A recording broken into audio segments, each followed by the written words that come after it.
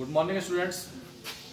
Today we will see the chapter number 6 of science, which is combustion and flame, दहन और ज्वाला।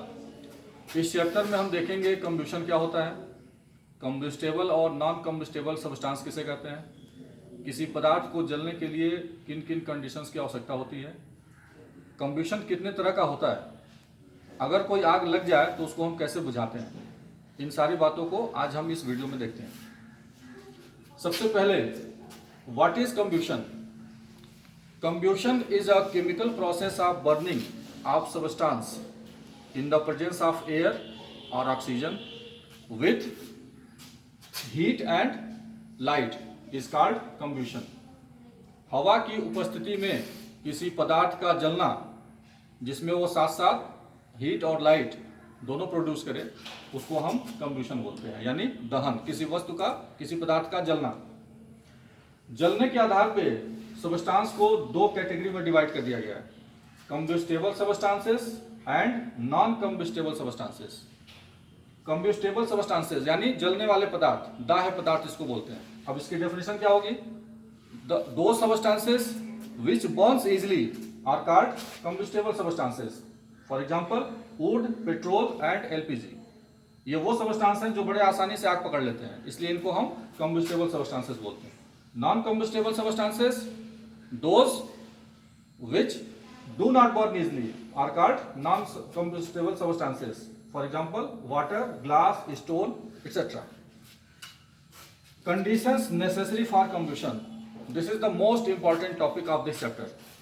किसी भी पदार्थ को जलने के लिए किस परिस्थिति या किन परिस्थितियों में कोई पदार्थ जलता है, उसके लिए कौन सी चीजें आवश्यक होती है।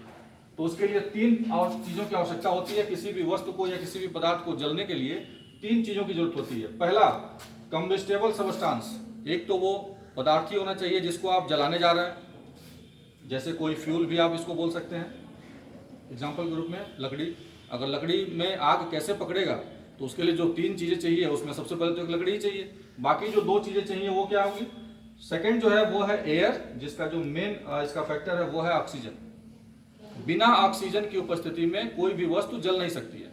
इसके लिए आपने क्लास 7th में कई सारे एक्सपेरिमेंट भी देखे हैं, जिसमें एक लैंप के नीचे वो कैंडल जलाते थे, जिसमें उसको हम तीन अलग अलग कंडीशंस में रखते थे। जिसमें ऑक्सीजन पहुंचता था उसमें जलता था, जिसमें नहीं पहुंचता था उसमें बुझ जाता था। On the third is ignition temperature, ज्वलन ताप। इसको समझना जरूरी है। What is ignition temperature? A minimum or lowest temperature at which a combustible substance starts burning are called ignition temperature. ज्वलन ताप की जो डेफिनेशन है वो ये है कि वह न्यूनतम ताप जिस पे कोई कम्बस्टेबल सब्सटेंस आसानी से आग पकड़ ले या आग लगना उसमें शुरू हो जाता है, उस टेम्परेचर को हम इग्निशन टेम्परेचर बोलते हैं। जितने भी आपने ये सब्सटेंस देखे, जो भी वस्तुएं होती हैं, सबका इग्निशन टेम्परेचर अलग अलग होता है। जैसे आपसे पूछा जाए कि पेट्रोल में आग बहुत जल्दी लग जाती है लेकिन लकड़ी में नहीं, तो इसका जवाब आप क्या देंगे।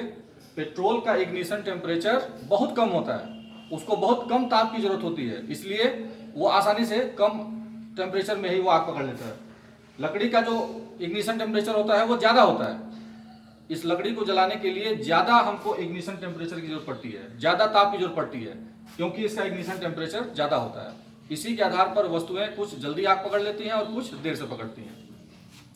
तो ये तीन कंडीशन होने चाहिए कम्बस्टेबल सब्सटेंस। एक तो हमको वो दाह्य पदार्थ सामग्री मिल जाए, दूसरा ऑक्सीजन वहां पे उपस्थित हो, और तीसरा वो पदार्थ तब तक नहीं जलेगा जब तक हम उसको उसके इग्निशन टेम्परेचर तक तापमान न दें।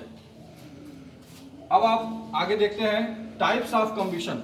ये जो दहन हम जो टॉपिक ये पढ़ रहे हैं, ये कितने प्रकार का होता है, तो ये तीन तरह का होता है। Rapid combustion, spontaneous combustion and explosion.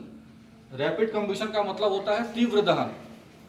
किसी पदार्थ में आग लगाते ही वो बहुत तेजी से जल्दी आग पकड़ ले, इसको हम रैपिड कम्बशन बोलते हैं। जैसे एलपीजी, आप घर में जो गैस का इस्तेमाल होता है उसमें आप जैसे ही माचिस की तीली जलाते हैं वो तुरंत आग पकड़ लेता है। पेट्रोल, नेचुरल गैस, ये सब रैपिड कम्बशन के साथ जलते हैं, बहुत तीव्र गति के साथ ये इनका दहन होता है। दूसरा होता है स्पॉन्टेनियस कम्बशन। स्पॉन्टेनियस कम्बशन का मतलब होता है स्वतः दहन। इसमें हमको अलग से आग की जरूरत या ताप देने की जरूरत नहीं पड़ती है। कुछ ऐसे पदार्थ होते हैं जैसे फास्फोरस, इसको आप जहां पे रखा हुआ उस डिब्बे से जैसे ही आप बाहर निकालेंगे और इस रूम टेम्परेचर पर उसको रखेंगे तो उसी से ही उसमें आग पकड़ लेता है, अपने आप बिना हमारे आग लगाए ही वो आग पकड़ लेता है। इसको हम बोलते हैं स्पॉन्टेनियस कंबशन यानी स्वतः दहन। और जो तीसरा होता है वो होता है एक्सप्लोजन, इसका मतलब होता है विस्फोट। कुछ ऐसे पदार्थ होते हैं जो लाइट और साउंड के साथ जलते हैं, जैसे क्रैकर्स, जो पटाखे हम लोग जलाते हैं दीपावली में, या जो भी बम का इस्तेमाल होता है लड़ाइयों में, वो जो जलते हैं वो भी एक प्रकार का दहन है, जिसको हम एक्सप्लोजन यानी विस्फोट बोलते हैं। अभी तक हमने इसमें ये देखा कि दहन क्या होता है, किसी वस्तु को जलने के लिए किन किन चीजों की आवश्यकता होती है और ये कितने प्रकार का होता है। एक आखिरी टॉपिक है इसमें जिसको हम बोलते हैं फायर एक्सटिंग्विशर, अग्निशामक यानी आग बुझाने का यंत्र। किसी आग पर हम काबू कैसे पा सकते हैं? जब किसी वस्तु को जलने के लिए ये 3 चीजों की आवश्यकता होती है, अगर इन 3 में से किसी एक को भी अगर हम हटा दें तो उस आग पर काबू पाया जा सकता है। फायर एक्सटिंग्विशर इसी सिद्धांत पे काम करता है। जब भी कहीं आग लग जाए और आप इस फायर एक्सटिंग्विशर का इस्तेमाल करते हैं तो ये उस आग के ऊपर एक ब्लैंकेट की तरह से काम करता है। उसके ऊपर ये इसमें कार्बन डाइऑक्साइड भरा होता है, ये गैस उस दाह्य पदार्थ यानी जो कम्बस्टेबल सब्सटेंस है उसके ऊपर एक चारों तरफ से एक लेयर, एक कवरिंग बना देता है, जिससे इस वस्तु का उस ऑक्सीजन के साथ संपर्क खत्म हो जाता है और इस तरह से आग बुझ जाती है। दूसरा, कई बार आपसे सवाल पूछा जाता है कि अगर किसी इलेक्ट्रिकल इक्विपमेंट्स में आग लग जाए तो क्या हम उस आग को पानी से बुझा सकते हैं? तो इसका जवाब होगा नहीं। इलेक्ट्रिकल इक्विपमेंट्स में अगर आग लगती है और आप पानी का इस्तेमाल करेंगे तो आप जानते हैं इलेक्ट्रिसिटी जो होता है वो पानी जो होता है वो इलेक्ट्रिसिटी का कंडक्टर होता है। जहां तक वो पानी जाएगा वहां तक बिजली फैल जाएगी और जो लोग आग बुझाने के लिए जाते हैं उनके लिए परेशानी उत्पन्न हो जाएगी। इसलिए जब भी कभी इलेक्ट्रिकल इक्विपमेंट्स में आग लगती है तो हमेशा उसको बुझाने के लिए हम लोग फायर एक्सटिंग्विशर का इस्तेमाल करते हैं। तो आज के इस वीडियो में हमने देखा कि कंबशन क्या होता है, कितने प्रकार का होता है, किसी वस्तु को जलने के लिए किन किन चीजों की आवश्यकता होती है और आग पर काबू कैसे पाया जा सकता है। इसके बाद नेक्स्ट वीडियो में हम आपको फ्लेम यानी ज्वाला, उसका स्ट्रक्चर कैसा होता है और कैलोरीफिक वैल्यू क्या होता है, इसके बारे में हम नेक्स्ट वीडियो में समझेंगे। तब तक के लिए थैंक यू।